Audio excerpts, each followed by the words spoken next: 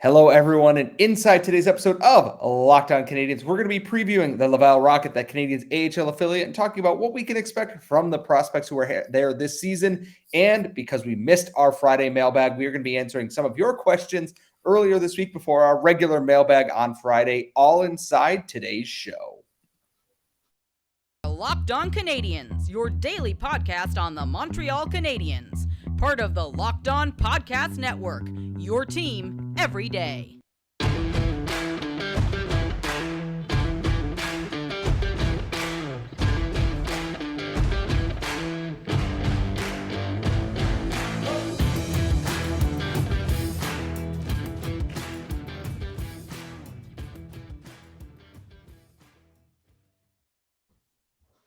Hello, everyone, and welcome to episode 708 of Locked On Canadiens. As always, thank you for making us your first listen of the day. If you are listening wherever you get your podcast, thank you for subscribing there. And make sure you subscribe and watching us on YouTube. And make sure, if you already are, that you ring the bell so you get notified anytime that we release a new episode or go live for a live stream in which I eat something disturbingly hot for your entertainment.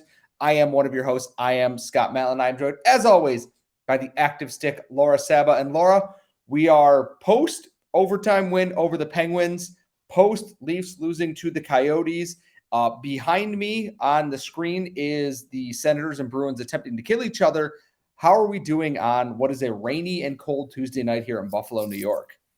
Tell me more about how the Senators and the Bruins are attempting to kill each other, because I'd like more of that. It was 3-0. And then it's now 3-3 when I turn to go do the podcast, because I am a responsible host who is not distracted by things like Twitter or Snapchat or TikTok or things when I am supposed to be recording an episode. And to pull back the curtain here for you folks, before we started doing video, there are times that I would be staring off into the distance because I probably have some sort of thing that I should talk to my therapist about focusing. But that is not why we are here today. We're taking the first segment today because we meant last week with some of our recording episodes, technical issues delayed our episodes and kind of shifted our content schedule a little bit, just so we are very clear with you. And so today, our plan is very simply to talk about the Laval Rocket and then answer your mailbag questions that we didn't get to last week on Friday, unfortunately, due to those issues.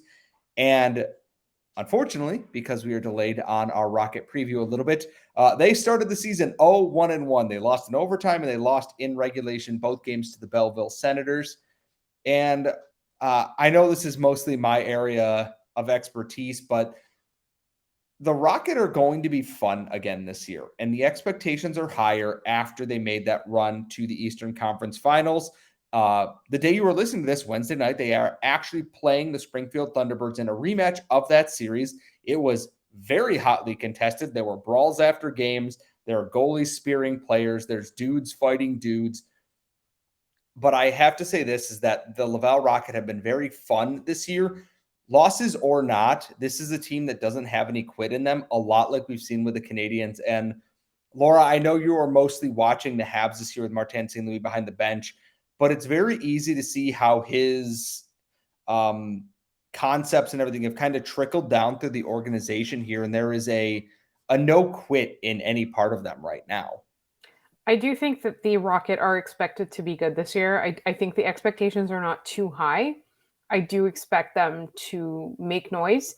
And I think that's deserved. I think, there were some changes in the lineup, as I know you were closely monitoring, and we have talked about in the offseason on this podcast. But the Habs' future is slowly making its way through their system, and Laval is one of the places that we're going to be able to watch them. And I, for one, am very excited to go to multiple Laval Rocket games this season. It's early in the season.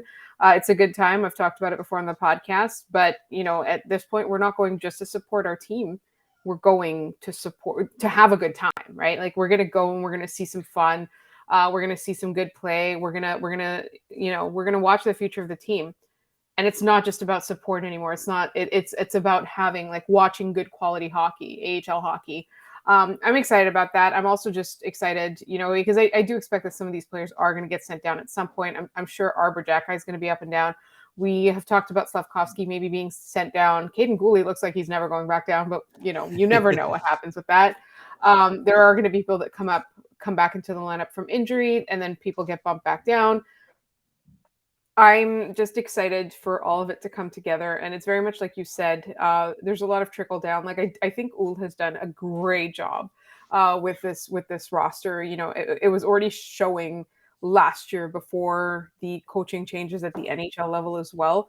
And I do think that, the fact that they had such a massive training camp with all the coaches and all the development folks, everybody, it was just like, it was basically everybody but the NCAA prospects that I thought that just that sort of uniform philosophy and emphasis was very beneficial. And I look at the Rocket this year is that, yeah, there's a lot of veterans like Gabriel Bork is, more than pulling his weight with clutch goals. Alex Belzile was named team captain. Donick Martel is still very, very annoying. And then you have newcomers like Anthony Richard, who is very fast, and Brandon Gignac, who might be the fastest player in the AHL, pulling their weight. And then you have Raphael Harvey-Pinard. You have Jesse Ullinen, who are both very good. And like you said, coming down, Arber Xhekaj, not because he isn't playing well, but because he makes the most sense to give him that ice time in the AHL, will likely be down there at some point to help hone his game. And down there is Matthias Norlinder, who we said in last episode, talking about the defense, looks like a new player. Like there are prospects all over the place in this. And then there's guys in the ECHL who at some point this year are going to come up to the AHL level to get games because of injuries or because guys are recalled or this or that. It's all going to happen. And it's very good that the Canadiens have this depth in their system to do so. And I think the biggest prospect here, and I want to touch on this just before we get into our mailbag questions, is this is a big year for Caden Primo. Yes, signed a 3-year contract, and that gets him to the end of Jake Allen's contract. He has that long to establish himself, but this year feels like, can you be that guy in the AHL? He was good last year, but Kevin Poulin kind of stole the thunder late in the season, was that starting goalie going into the playoffs, and then Caden Primo took it back and didn't let it go there. He's got to be that guy all year round now. He's got to be there from start to finish. And yeah, neither goalie won their start here, but can he be that guy we saw in the playoffs again? And that's the biggest question. I think he has the talent to do so because I think it's up here between the ears and not so much in his physical play. When he's dialed in, it's very apparent how good he can be. It's getting him to that point, and I think the Rocket will do that in short order here. But we are going to transition away a little bit from the Rocket. We are going to jump into the mailbag, which my co-host has all the questions for, and that's all coming up next. But first, today's episode is brought to you by BetOnline.net, and they are your number one source for all your football betting info this season. The NCAA is in full swing. The NFL is as crazy as always. Go Bills. And they offer articles and analysis on every game that you can find, and they have everything that you need to stay up to the minute. Live scores, live betting odds, lines, everything. And there's also baseball. The MLB postseason is in full swing right now. MMA, boxing, golf, whatever you are looking for, BetOnline has. So head to betonline.net or use your mobile device to learn more. And remember, BetOnline, it's where the game starts. And folks, as always, thank you for making Locked On Canadiens your first listen of the day every day. Now, please make sure Game to Game NHL is your second listen after this. Every moment across hockey, every performance, every result, Locked On Game to Game covers every game from across the NHL with local analysis that only Locked On can deliver. So make sure you're following Game to Game on Locked On NHL, available on the Odyssey app, YouTube, or wherever you get your podcasts. So it is not Friday. We do love our Friday mailbag, but unfortunately, technical issues forced us out of our regular routine, and we are very sorry for missing that episode. We really wanted to get you some analysis from Jake Allen getting basically bombarded by the Detroit Red Wings in that game, but we weren't able to do so. So our Friday mailbag has been pushed to what is now, Tuesday night, Wednesday. If you ever want to send us questions at LO_Canadiens on Twitter, lockedoncanadiens@gmail.com.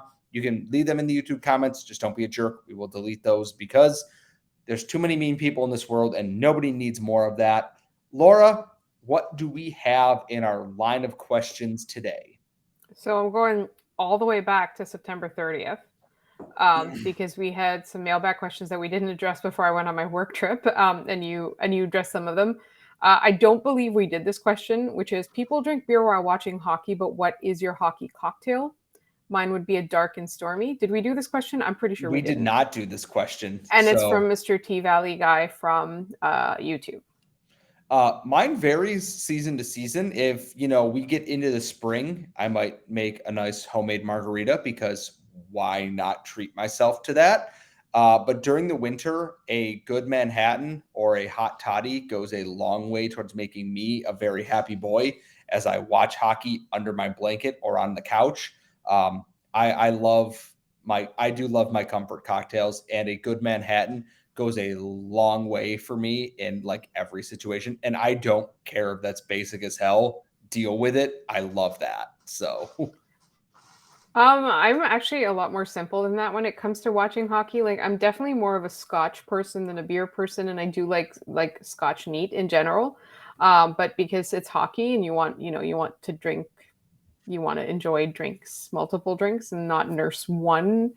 Are you about to point to your extensive Scotch collection? I was going to say there's an entire shelf of just brown liquor to my right over here. Let's see. There's 1, 2, 3, 4, 5, 6, 7, 8, 9, 10 bottles of whiskey on the shelf over there.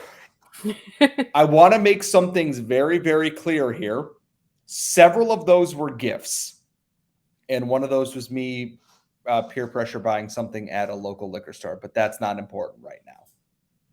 Anyway, now that I'm jealous of all of the brands you have, my cocktail is just like a rum and Coke because, sometimes you just need something simple, fast, and rum and diet. Actually, it's like most of the time. Next question, also from YouTube, and it comes from Sebastian L.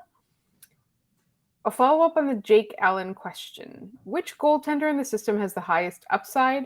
When the Habs window of contention opens up in a couple of seasons, who will be the number one goalie?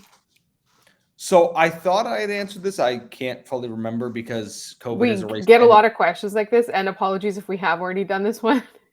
My thought is that they are hoping it's Caden Primo. If it is, I wouldn't be surprised, but I also would not be shocked to see someone like Frederick Disho or Jakub Dobish kind of steal that spotlight here. Dobish has been very good in the NCAA so far this season, like very, very good. And Disho is obviously playing with Frölunda in the SHL right now, and he's still got time. They are not rushing him to be the next big thing right now. They can let them marinate a little bit and continue to grow, and I think that's the right path forward here. But I would not be surprised if it's Caden Primo, and I would not be surprised if it's Frederick Disho either in the next couple of years. I think like the question about who's going to be the future, we still don't know. But I feel like the highest upside to me feels like Disho. And I would think that too. I'm not a goalie expert. We should get a goalie expert on. We're supposed to have a goalie week at some point. I'm working on it. I'm working on a lot of stuff, as you can tell. My life is a little bit busy right now, but I promise we are getting our goalie week. It has been demanded from our listeners. So our old friend Mike Baranick. Here's my question. Also, Mike says nice things, but thank you. I really like the new Habs management team. I've heard Jeff Gorton was responsible for the New York Rangers' quick rebuild. My question is, why is he still not with the Rangers? Did he quit or was he fired? What happened that the Habs were lucky to get his services? You want to know why he's a Montreal Canadiens assistant GM right now? Is because good. James Dolan got involved in his organization. It was during that whole Tom Wilson incident where Wilson admittedly took it way too far and busted up Artemi Panarin. And Jeff Gorton did not want to release all these statements, or they pushed them out or whatnot. But basically he and the coaching staff all fell on the sword for James Dolan, which brought in the new management group here. And admittedly, like where the Rangers are at now is a lot of Jeff Gorton's handiwork. And you can see what happened when Chris Drury came in afterwards. You have Ryan Reeves. You have tough guys. They signed Jared Tenorti. Like Tom Wilson changed the course of what the Rangers were doing. They are lucky that they had such a strong base. It did not happen. But Gorton was more or less forced out due to not falling in step with what the owner of the team wanted. And that cost him his job. And it's to the Canadiens' gain, at least so far at this point. It's honestly, it's never a good sign when the ownership gets too involved in hockey ops and hockey operations. And I think that that's pretty much self-explanatory. Anybody who's been a Knicks fan for any length of time will tell you what Hi, happens. Will. Hi, Will. I know you're listening to this, so hi, yeah. Will. Hi, Will. And see, I'm not asking this question, but Will did troll us with the Detroit victory over the Canadiens on Thursday. So that's for you, Will. And we have a question. This is not really a mailbag question, but our friend Kay, who we would die for, asked it today in the comments. So I'm bringing it up. Okay. Speaking of which, sorry. As a proud member of Ghoulie Nation, today was a great day for me. This is last night. Honestly, though, I'm really happy. I felt that smile Laura had on her face on mine as well, right? So, like, you could hear me beaming through the podcast. My eye test is finally matching up with what I see on ice from Ghoulie. Speaking of which, do you guys have any thoughts on that? The last few games, I saw him pretty low on those players' scorecards, even when he looked really good to me. For example, in the Toronto game. Any thoughts or explanations? I think the hardest part is that he can make the right plays, but when he is on the ice, even if someone else is making an error, those shots and those attempts against still count against him as well.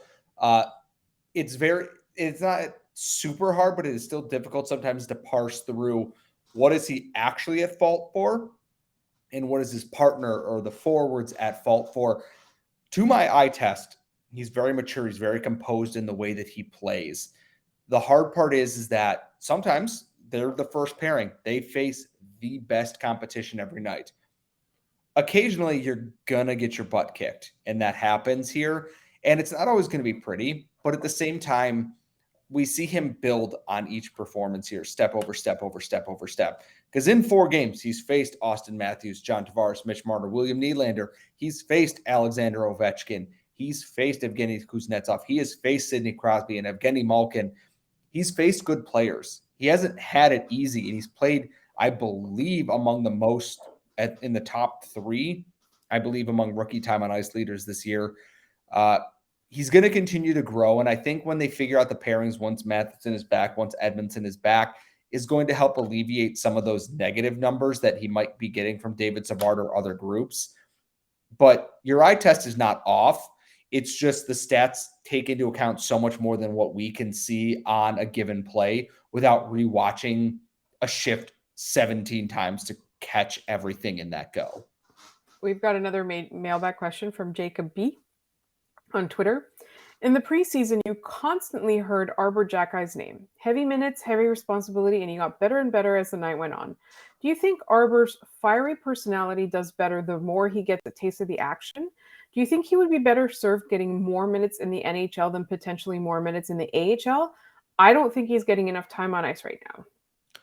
Right now, I'm going to look this up too on Natural Stat Trick in the background while I'm doing this. So please excuse my tapping in the background, but it is very important that I kind of look this up. I think for him overall, I'm not too worried about his ice time right now because the Canadiens didn't need him to be amazing right now. Let's see here. Arber Xhekaj is the 6th most used player at 5-on-5 for the Montreal Canadiens. So very, very not worried about it. The penalties are a little bit of an issue, but we always knew they were going to be. In front of him, Nick Suzuki. Okay, Jonathan Kovacevic by 7 more minutes, most of which were served, Xhekaj might have been on or off the ice. Jordan Harris, and then David Savard and Caden Ghoulie in front of him. I'm not overly worried about his ice time. And I do think once Matheson and Edmondson are healthy, he's going to the AHL. He's going to play a ton. I think he's going to, continue to develop here. He's just got to borrow some of that composure from Harris and Ghoulie. And I think he's going to be an absolute peach here.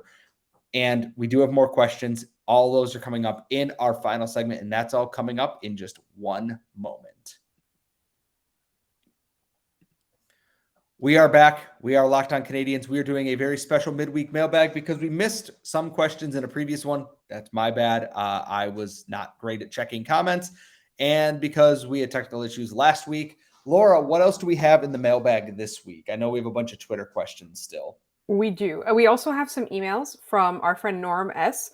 Norm, the answer to one of your questions is Ticketmaster.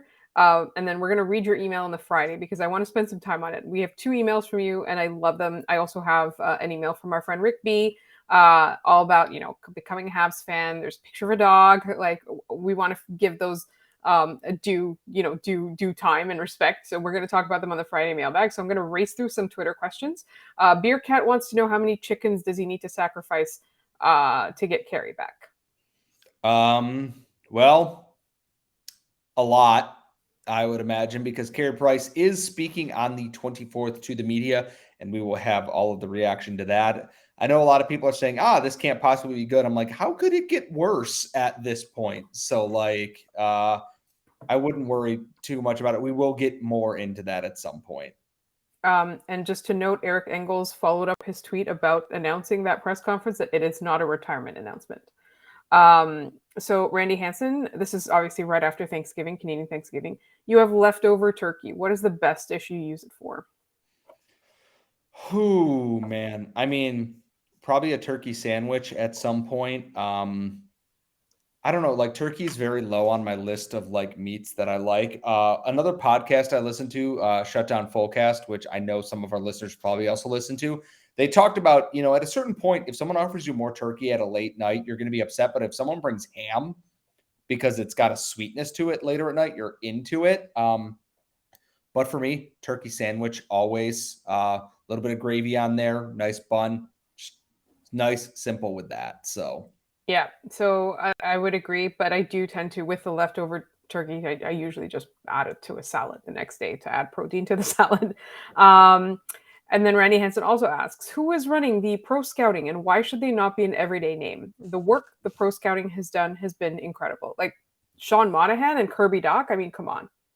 Yeah, so I'm also looking this up in the background. So Jeff Gordon, executive vice president of Hockey Ops, Kent Hughes, general manager, John Sedgwick, assistant general manager, Martin Lapointe, director of player personnel and amateur scouting, Nick Bobrov, co-director of amateur scouting, Vincent Lecavalier, special advisor to hockey operations personnel, team services, EVP, player development, hockey analytics, training staff. I do not see a professional scouting. Eric Crawford is the head of professional scouting. Vincent Riendeau is the goalie in Russia pro scout, and Reed Simpson is scouting out west. Then obviously it's all the other people throughout the other leagues here. Ben Chutron, which I believe was a Jeff Gordon hire, is someone that I believe would be kind of tied into that. But you can thank Eric Crawford, who I thought was the goalie coach, and I realized I was just confusing him with Eric Raymond. Has done a really good job. Sean Monaghan admittedly looks amazing. And I think that Kirby Doc was a great call as well based on this. I'm glad that he mentioned that us not knowing their name is probably a good thing. Mm-hmm. It's like a ref. If you know their name, they're probably doing a bad job. If you don't know your director of pro scouting's name, either they're doing a really good job that you never bother with it, or, it's someone that's just well-known that's in that spot there. But Randy, for your question, Eric Crawford is the head of professional scouting for the Canadiens right now. Right. And we did mention, Mike Matheson is a great pickup as well. And I think, it remains to be seen, but I think we're gonna see a little bit more out of the players that they've acquired. Randy wants to know whose dad is cooler, Slafkovsky or Monahan? Admittedly, I don't know because the entirety of Slafkovsky's family has been super fun and clearly he's just, a super confident, swagger laden person. I don't know much about Sean Monaghan's dad, but Sean Monaghan's known for being boring. So I assume it runs in the family. So we could have boring Monaghan's account at this point. But I'm going to, by default, just kind of pick Slafkovsky's. Okay. So we've got some more questions, but I'm conscious of the fact that we're, running out of time. So I'm going to narrow some down, but I am still going to push a couple for Friday.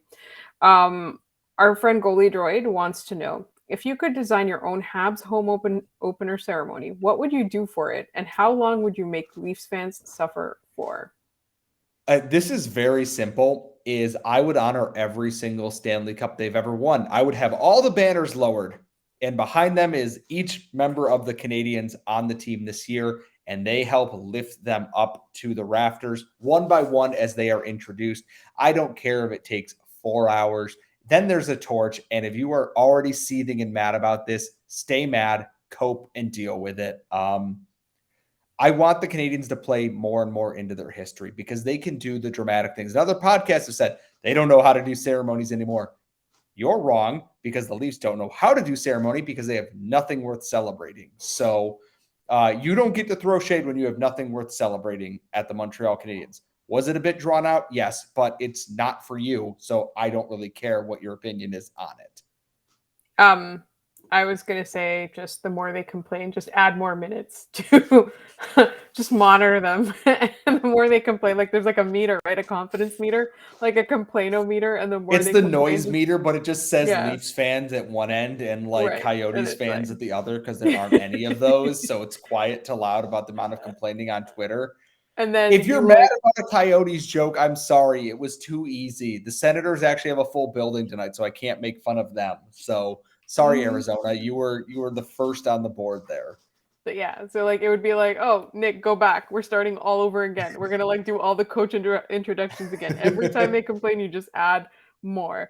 And so I do want to ask a question. I do think that there's gonna be. Oh no, there's 2 questions. Okay, Captain Slick Nick, Jason F on Twitter. Do you think Caufield can hit 40 plus goals this year? Based on the way he's playing so far, he has 3 goals in 4 games. I absolutely do think that he can hit 40 goals. I am working with some people on making a Cole Caufield Revenge Tour shirt. Stay tuned for details on that because I am very excited about that to potentially come out as well. And the final question is from the Cole Caufield. There's 2 questions left. One of them is from our friend JD, who we adore, who we love, and is always so nice to us, even though he would hate that we're telling you that he's awesome. How much are you willing to spend on Caufield's next contract? All the money? Question mark. I mean, yes, but here's the thing about this is all the hockey people talk today is about the player escrow is likely to be paid off by the end of this year, which means the salary cap goes up. And if the salary cap goes up, that means more money for players. And that means Cole Caufield could get paid more. And I'm very curious to see what they're going to offer him based on some of the other deals that have been signed. You look at Josh Norris's deal. You look at what Tage Thompson got paid. You look at what the Sabres paid Matthias Samuelsson, who doesn't even have an NHL goal yet, and he got a $30 million 4-year deal. I'm curious what they do with Caufield. And my thought is, they want to get him locked up long-term and try to keep that AAV under 7. His hot start might prevent that, but I think they're going to look at getting Cole Caufield signed sooner. If he stays hot, they're going to lock him up to any amount very, very soon. If he keeps playing like this, they're going to want to get him under contract, and I don't really blame him. If it creeps over that like 7.5 right now, then I start getting a little nervous because there is still more developing for him to do. But every bit that I've watched him this year, he could be worth whatever the Canadiens need to pay at this point. He's far too valuable to this team to get anywhere close to an offer sheet or restricted free agency or anything. And our final question is from from our nemesis, Will Christ, who wants to know if I have ever heard the real version of the Macarena, because apparently I didn't know this, is that in Canada we don't have the real version of Macarena. This is some weird factoid. To answer the question, I have grown up not necessarily in Canada. I'm an immigrant, obviously. I've lived all around different places. So I have definitely heard the real version of Macarena, but what the hell? Like, I did not know. Did anyone else know this? I didn't know if this was a known thing or not. No, and here's the thing is I listened to the knockoff version of it, and it's not even like it's a good cheap knockoff. Like, you can blatantly tell it's like the great value brand version of this. And I'm upset to now know that it exists, which I'm sure just makes Will so happy right now to know that it's making me suffer. I'm not suffering. I honestly had no idea. So like apparently it was like some CanCon regulation or something. I'm not sure why the Macarena had to be reproduced in Canada. So the version that you hear all around the world is not the same one that we have here. I don't know if it's like seeped into our culture, unbeknownst to whoever was preventing it from being. Anyway, all I can say is that I have listened to or heard the real version of the Macarena. And that will do it for our very special edition midweek mailbag. We will take more mailbag questions for Friday's episode. Remember, you can tweet us at LO_Canadiens, lockedoncanadiens@gmail.com if you have longer questions, and we will get to Norm's questions on Friday when we have a little bit more time to unpack them. You can drop them in the YouTube comments. Just don't be a jerk, please. That's all we're asking. It's the bare minimum. And when you're done with that, please follow Laura at The Active Stick. Please follow me at Scott Matla on Twitter. And when you're done with us, please check out Locked On Fantasy Hockey, where our hosts have everything you need to dominate your fantasy hockey leagues this season. It is available wherever you get your daily podcasts. And folks, we will see you all next time.